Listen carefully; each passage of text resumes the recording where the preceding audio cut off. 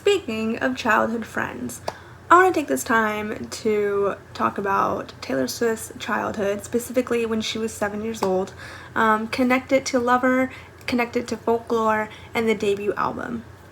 Let's get into it. Amazing! I've got to tell someone about this! Hey, all you people! Hey, all you people! Hey, all you people, won't you listen to me? Skibbity beat about a boot about a daddy now, yeah! Thank you. 12-year-old Taylor Swift. Hey everybody, I'm Taylor.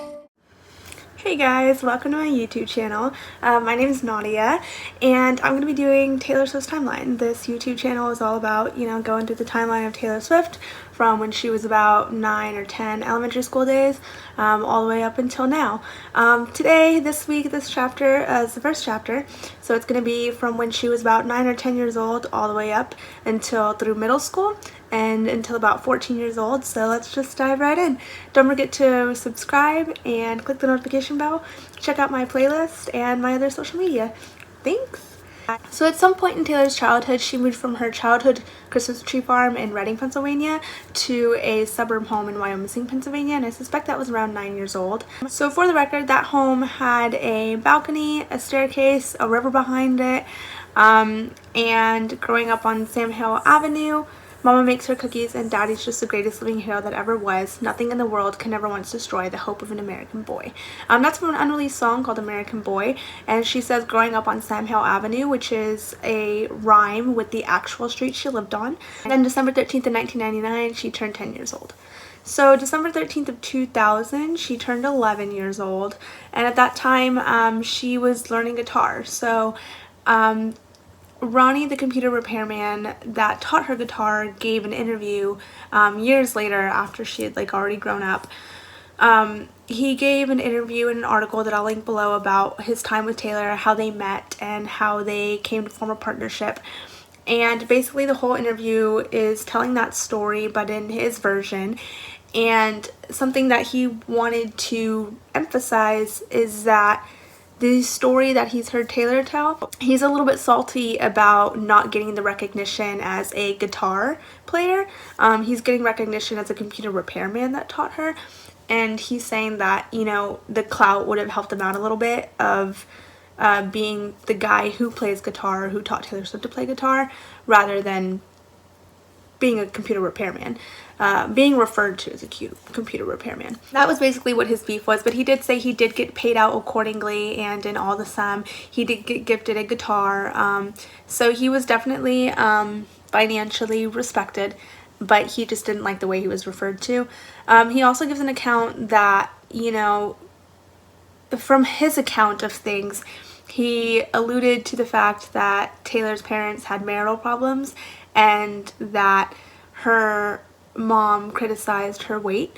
I don't know if that's true. It's just in the article that I'll link below, but if it is true, then we can see that her struggles with weight and potential eating habits started early on, and that's what I'll say about that. So December 13th of 2000, she turns 11 years old.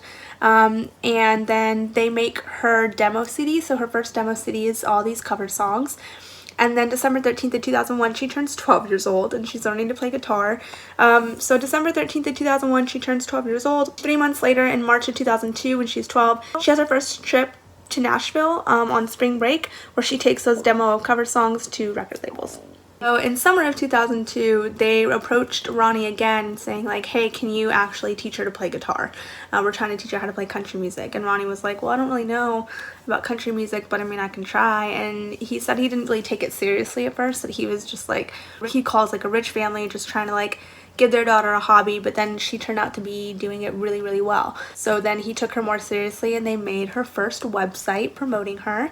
In August of 2002, she starts the 7th grade at 12 years old in middle school. So the first song she ever wrote was Lucky You, after learning to play the guitar. Okay. This is a song I wrote yesterday, and it's about a girl who's just different. And I really like it because it's just so happy. So this is called Lucky You.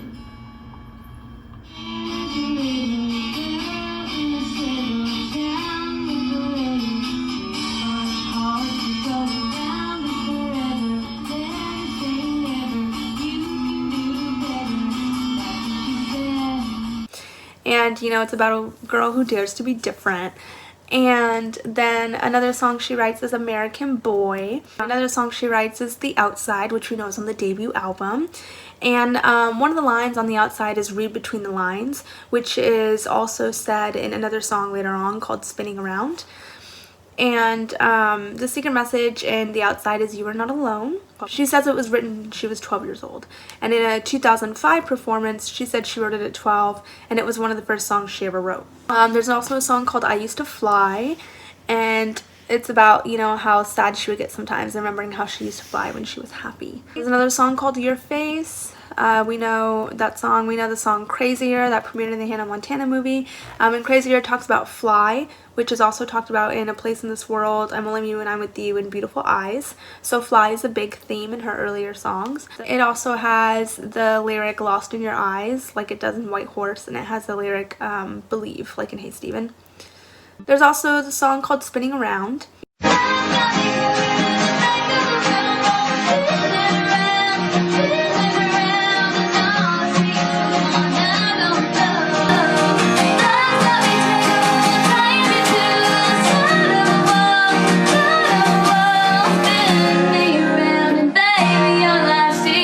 Someone said they heard that she actually won her school's talent competition, YO Idol, with it, so in YO Missing.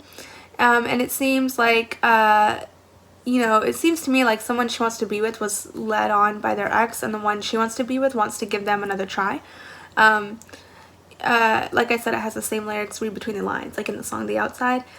There's a song called Invisible, and it talks about a miracle, which is what it talks about also in I'd Lie and Cross My Heart.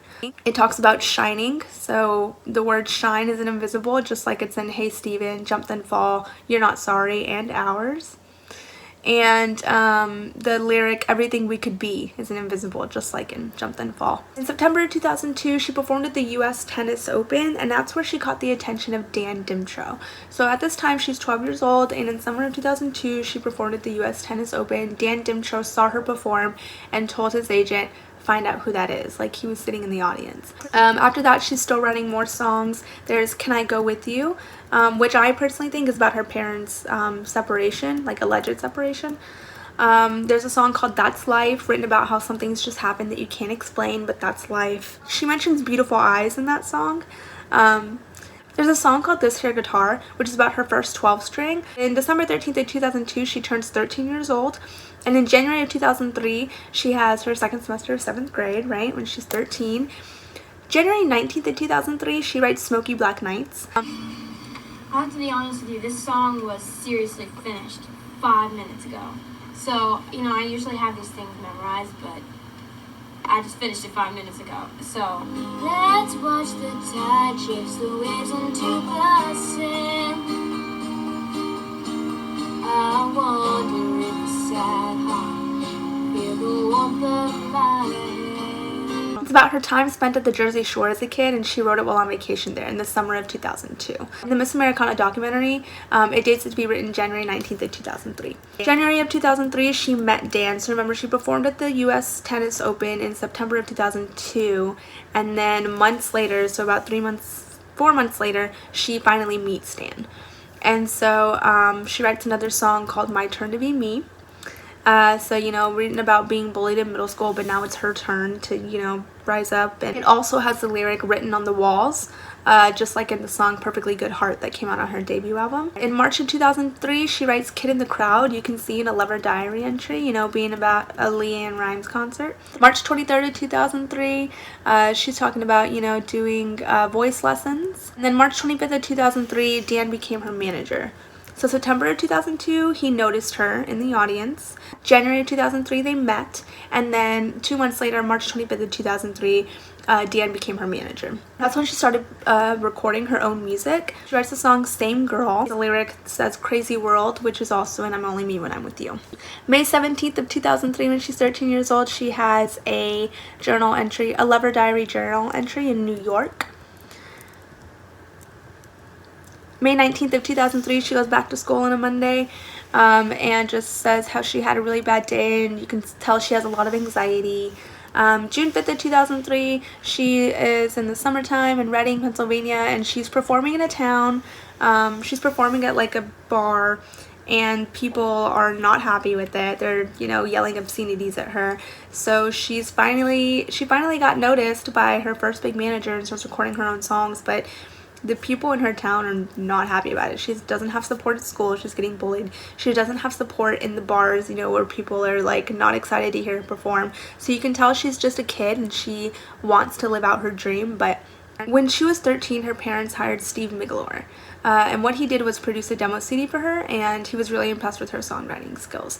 So the songs on that demo CD were songs she wrote herself, unlike her cover song demo that she made a year prior. She wanted to turn that into labels and see if that made any more of a bigger impression. June 19th of 2003, she was in Nashville, and she talks about meeting with RCA Records and doing a development deal.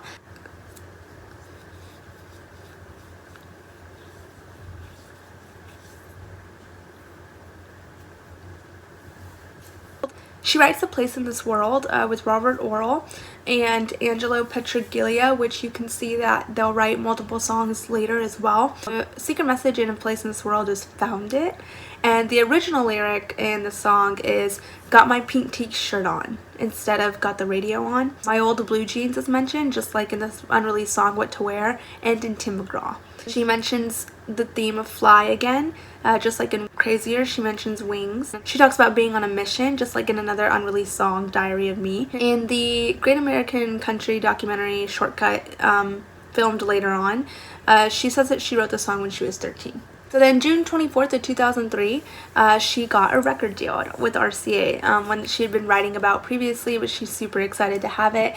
But what RCA does is give her a development deal.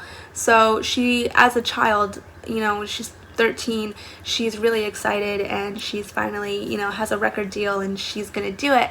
But at the time, what the development deal was them basically watching her record her own music and then deciding for her whether they want to put it out or not. The development deal that she got at the time, she was very excited, but looking back, she knew she wasn't going to be able to make it big or put out the music that she wanted when she wanted. She signed with RCA Records, the development deal, in August of 2003, so when she was 13. I want to point out that in summer 2003, when she was 13, that would be 3 summers back from when Tim McGraw was released. So either it was written about a middle school experience, or 3 summers back would have been a future tense lyric at the time. Beside him all summer long, which we know summer is now a very present theme in a lot of her songs, summer romances. August 2003, she is 13, she's in 8th grade, she has her first day of school as a lover diary entry. She says that this year could finally be fun. She doesn't care what people think of her because she won't let them bring her down. She has a song called Cross My Heart about wishing for a relationship with someone. Again, she mentions the word miracle, which is an I'd lie and invisible, and it has the lyric wishing well, like in Teardrops on My Guitar. October 15th of 2003, 2 months after school starts, she has decided that school is a big disappointment. So she's having regular emotions and back and forth, thinking the way that most teenagers do. She just feels like she's just not good enough to be at school or have friends, or as she says, maybe she's just not bad enough. Sometime in 2003, her dad was also diagnosed with cancer, according to her lover secret session about Soon You'll Get Better. She writes a song called Tennessee, written when she was 13, about wanting to live in Tennessee. And then she has a song called Live for the Little Things, about living her life for the little things, like quiet winters and leaves that always fall.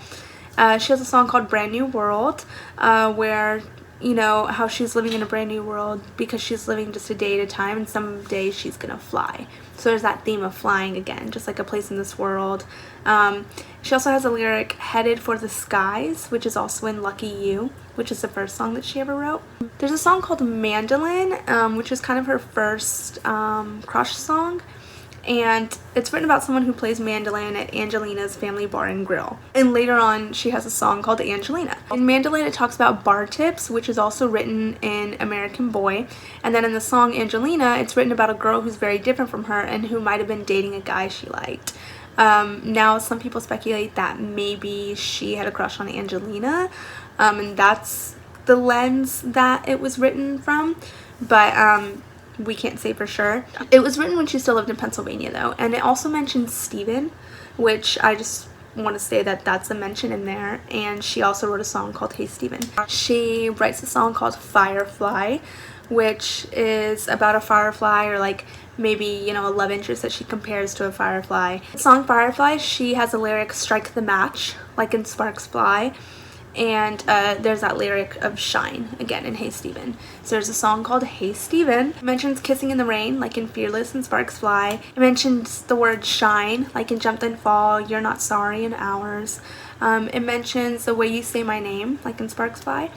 And it mentions tossing rocks at the window like Love Story and The Other Side of the Door. She said that she wrote Hey Steven about her hidden feelings for Stephen Barker Lells of the band Love and Theft, which is a country band that opened several shows for her and shared like the same manager as Taylor. But I just don't think that's true, especially given the connections between the song Angelina, Mandolin, and American Boy. I think it's all one little storyline that might have happened in her preteen years. It's a song called Sugar. She wrote it at 13 about a couple who was very different but have a real life love story type relationship because he's really sweet to her and he calls her Sugar.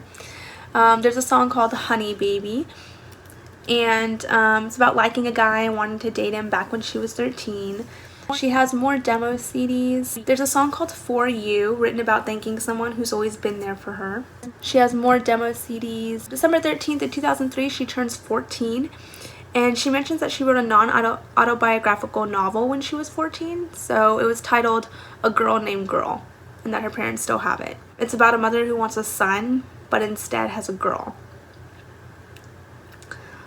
I don't know what would inspire her to write that. I know she is the older sister of Austin, so maybe they were hoping for Austin, like a boy first, and then got Taylor.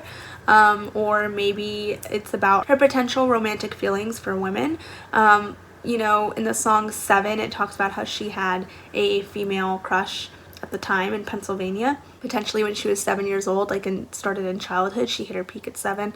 I don't know what would inspire this story to be written, or what viewpoint it's from, or why it was written, but she said it's about a mother who wants a son but instead has a girl. There's a song called What to Wear, written about getting ready for a first dance and then a first date at 16, then moving out and moving to Paris, of all places. I think it's funny that in it she mentions wearing an Abercrombie t-shirt, and then later on she actually modeled for them right around the time that she wrote it, which I think just happens to just be a coincidence, but it's just cute. A song called Diary of Me, and it's about herself and who she is as a person, and if a guy's gonna date her, then they should know that, you know, what they see is what they get. And she's like an open book. Mission Rebel, just like in A Place in This World, talks about a key, and it also mentions a key in Jump and Fall. There's a song called Being With My Baby. We don't know if she was in a relationship at the time, or maybe viewed whoever she's talking about in 7 as the subject of this song, but who knows. There's a song called Beautiful Eyes, which we know. There's that theme of flying again. It's like in I'm Only Me When I'm With You, Crazier, and A Place in This World. There's a lyric Beautiful Eyes, like in Teardrops on My Guitar. And there's the lyric Let Me Love You, like in Invisible. January 15th of 2004, she goes to the studio, right? So January 15th of 2020, Robert Oral, he was riding with her during this time of her life. He posted an Instagram picture, and it says, my talented friend Angelo, engineer extraordinaire Jamie Tate, and I cut these 3 songs with a girl named Taylor on this day in 2004. It was a very good day. And you can see in the photo that it's the 3 songs, A Place in This World, I'm Only Me When I'm With You, and What Do You Say? So you can tell that these 3 songs were either written that day or before that day, and we already know that A Place in This World was written when she was way younger. I assume that touch-ups and production were probably done there. January 15th of 2004 is A Place in This World, I'm Only Me When I'm With You, and What Do You Say? What Do You Say is a song about liking someone who you think likes you, but they're taking it really slow, and you just want to be like, hey, like, what do you say? But you're like scared of their reactions, so you just like don't tell them, and the song is about you wanting to tell them. and wishing you could and like imagining what it would be like. February 13th of 2004 is a Friday, and she writes the song Someone Loves You. Basically, it's about even if you don't feel like it, someone out there somewhere loves you. She wrote it because she was lonely, since she felt like everyone else had someone to celebrate Valentine's Day with except for her. And you can see that in the next day, February 14th of 2004, which is Valentine's Day, she has a lover diary entry in Pennsylvania talking about the song and talking about Valentine's Day. April 5th of 2004, she signed the contract with Dan that was agreed upon verbally back in March of 2003, a year prior.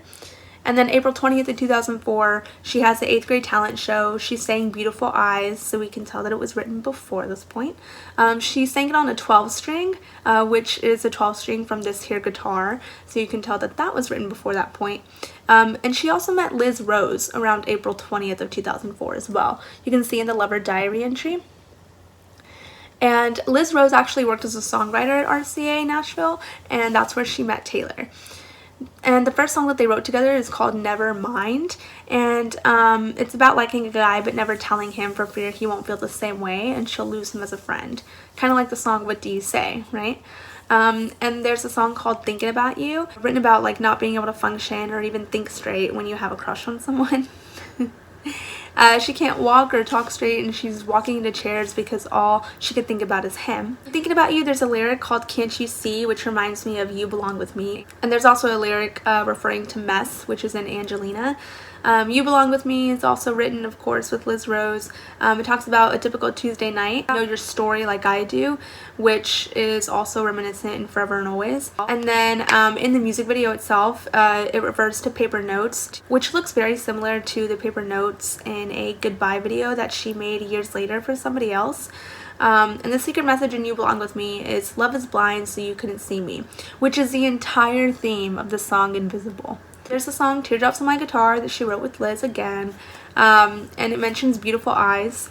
It mentions Everything That We Should Be, which is in Jump Then Fall. And it mentions Can't Breathe, which is in Stay Beautiful. It mentions Wishing on a Wishing Star, like in the later on unreleased song Cross My Heart. And the secret message in Teardrops on My Guitar is He Will Never Know, which I find interesting because naming Drew first thing in the song is automatically making him know. So I don't know if it actually was about Drew. Now there are two different Drews. Remember, there's Drew that she dated her freshman year of high school in Hendersonville, Tennessee, and then there's another Drew who she just had a crush on but never dated. And in Teardrops on My Guitar, you know, it's talking about a guy who she never told that she had a crush on him. And the secret message is He Will Never Know, but she names Drew. And in the original lyrics of Teardrops on My Guitar, there's less he pronouns and more you pronouns. I find that interesting because a lot of her earlier songs are actually originally you pronouns instead of male pronouns. So this makes me think that Teardrops on My Guitar might be about potentially a female love interest, and people also speculate that You Belong With Me is also about a female love interest. There's a song called Beautiful Days, a song she wrote when she lived in Pennsylvania. It's about her two friends who were dating, but it reminds me of the line, Are There Still Beautiful Things, in Seven. So I think it might potentially be connected to that song and living in Pennsylvania and whoever the love interest is in Seven. And there's a song called You're Anything, which is written about liking someone and wanting to be anything they want, even if you can't be with them, just to be a part of their life. In April of 2004, she has the Abercrombie & Fitch Rising Stars campaign, and that's when it was secured in April of 2004, but it didn't premiere until the fall of 2004. So she models for them, and she even has a song featured on their little CD that they put out. Then she writes a song Tied Together with a Smile, which she also wrote with Liz Rose. The secret message of that is You Are Loved, which I find interesting because I think it's also connected to Somebody Loves You, back from February 14th of 2004, a few months prior. I think Tied Together with a Smile is autobiographical, and the reason I say that is just because if we take her guitar teacher or computer repairman account as true about early signs of unhealthy thoughts about weight and eating, I think Tied Together with a Smile could be autobiographical. In summer of 2004, the Maybelline compilation CD was released with The Outside on it from the Abercrombie & Fitch Rising Stars campaign a month prior. So that was released June of 2004. And then she does her annual vacation to Jersey that summer. And later on in 2020, Taylor actually gives an interview when Lover is released. She says, "One summer there was a shark that washed up on our dock. I ended up writing a novel that summer because I wouldn't go in the water. I locked myself in the den and wrote a book because of a shark." And she said it was non-autobiographical, but you know, it was titled A Girl Named Girl. Her parents still have it, and her memory of the plot is remarkably detailed, and it's about a mother who wants a son but instead has a girl. And that was at 14 years old. And then, you know, she's obviously about to move away to Tennessee to pursue her music career even further. There's a song called Me and Britney, which I suspect was actually written like in summer of 2004 probably, just because that's the summer that she moved out to Tennessee. And Me and Britney, we all know who Brittany Mac is. They grew up together in Pennsylvania. It talks about them two together doing, you know, everything together. They'll continue to stay friends even when they grow old. But it's interesting because in the song, it talks about Brittany growing up, moving to Memphis to be with the boy and become like a movie star. But in real life, Taylor was the one that moved to Nashville to become a singer. So I'm not really sure like why that story was given to that song, or why that was what it was. But you can see that they, you know, grew up together and that they still are involved in each other's life. You know, Taylor was the maid of honor at Britney's wedding. So you can see that her friendships have always been very important to her, even from childhood all the way now into adulthood. Speaking of childhood friends, I want to take this time to talk about Taylor Swift's childhood, specifically when she was 7 years old, connected to Lover, connected to Folklore, and the debut album. Let's get into it. 2019 or 2020, Taylor Swift gave an interview about her Lover album. She talks about the song, It's Nice to Have a Friend. She says, "We all want love. We all want to find somebody to see our sights with and hear things with and experience things with. But at the end of the day, we've been searching for that since we were kids. When you had a friend when you were 9 years old, and that friend was all you talked about, and you wanted to have sleepovers, and you wanted to walk down the street together and sit there drawing pictures together, or be silent together, or be talking all night. We're just looking for that, but endless sparks as adults." So in Mary's song, written on the debut album, the first line of Mary's song is, "She said I was 7 and you were 9.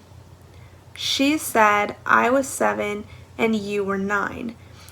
In It's Nice to Have a Friend, Taylor Swift says, "When you had a friend when you were 9 years old." So I think Mary's song is autobiographical and even potentially about a childhood crush at the time that could have been Mary. In Mary's song, it opened with, "She said I was 7 and you were 9. I looked at you like the stars that shined in the sky, the pretty lights. Our daddies used to joke about the two of us growing up and falling in love." Then in 7, it says, "Please picture me in the trees. I hit my peak at 7. Feet in the swing over the creek. I was too scared to jump in, but I was high in the sky with Pennsylvania under me.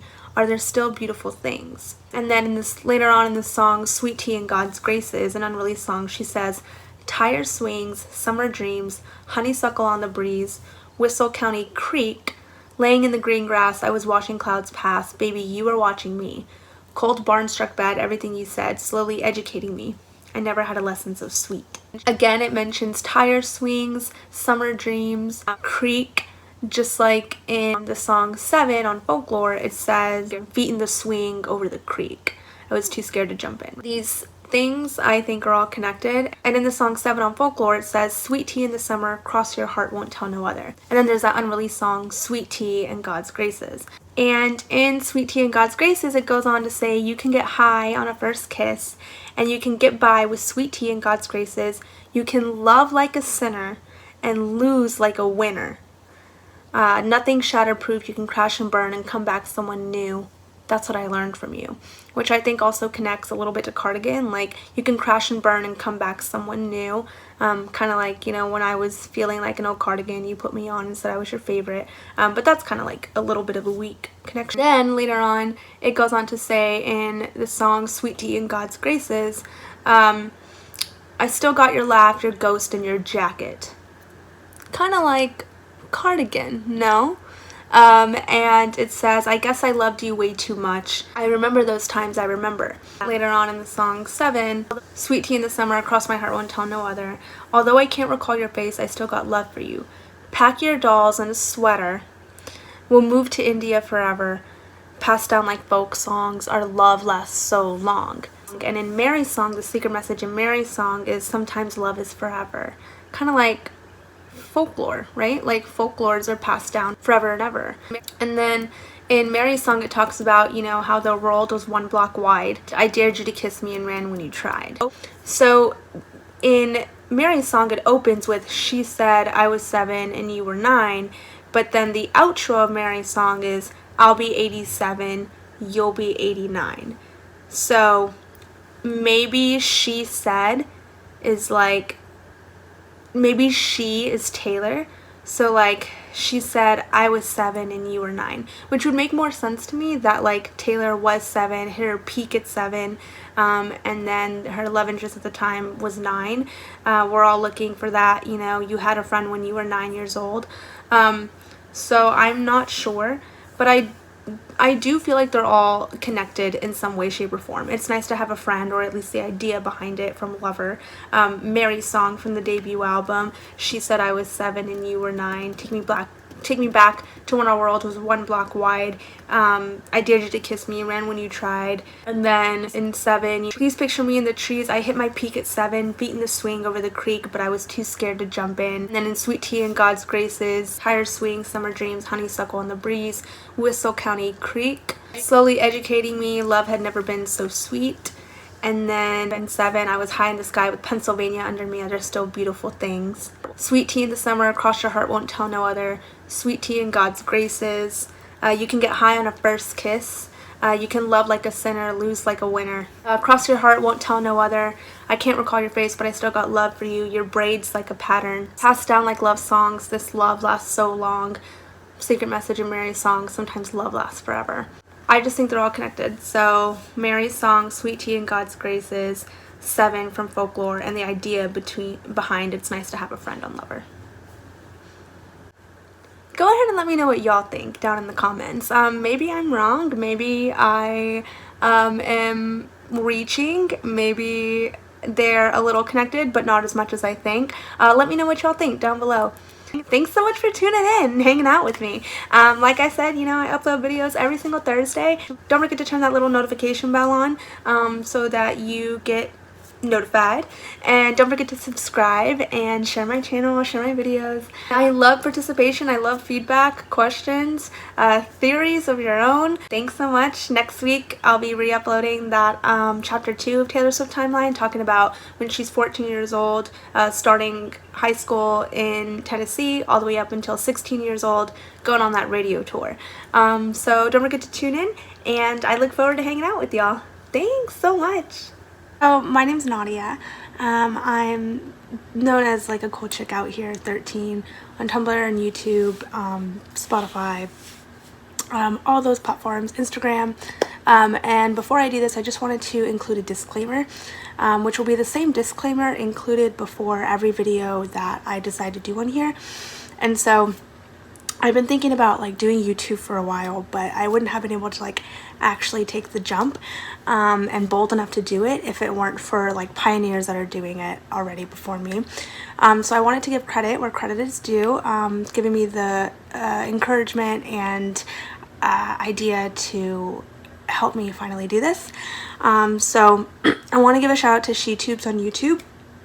And I'll include a link below as well to the people that I'm shouting out. And so one of them is SheTubes, and they're a great YouTube channel. She also talks about Taylor Swift through an LGBT lens. And I also want to give another shout out to Fearlessa on Tumblr. She also has great like Taylor Swift content too. And so, as well as an entire website dedicated to who she theorizes each song on every album is about, including unreleased songs too. And so I'll link that below as well. And then another Tumblr that has great Taylor Swift content in Taylor's timeline is, it's like 9W1FT. And I'll link that below as well too. And her Tumblr also has great content, but she's known especially for the I theory. It's probably in the tag somewhere, but I'll link that as well. And so There are more Tumblrs that have contributed to things that I've found to be able to put this project together, but I'm not going to personally shout them out just because they haven't given me their consent to do so. So I just want to let you know that there's more sources out there that I might link later on, just like in the descriptions, instead of shouting them out verbally. And so I just wanted to shout out those people who have given me their consent to shout them out for enabling me to advance this project as much as I have. And however,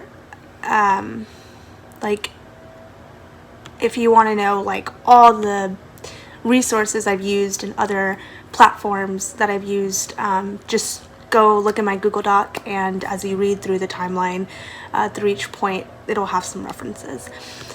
So these content creators are people who have discovered interesting points about Taylor, her music, her videos, and I have used that content. I've used that content and then come up with my own theories and ideas which may also mirror some of theirs. So I just want to make that distinction clear as well. I encourage questions, I encourage comments, I encourage debates too, as long as they're kept civil and calm and they don't get ugly, and others' ideas as well.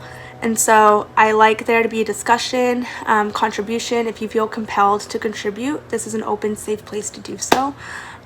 Just make sure we're respectful of each other. And sometimes I may have answers to questions, and sometimes I'm just an observer. And so I like, when I'm just an observer and I don't have the answer, I can point you to other pages for reference and see if they have the answers. So like I said, I'll link all the resources and the shout outs that I've listed before in the description as we go along the timeline. And so thank you for tuning in. Don't forget to, click the subscribe button and the notification bell if you want to. And let's begin the journey. Thank you.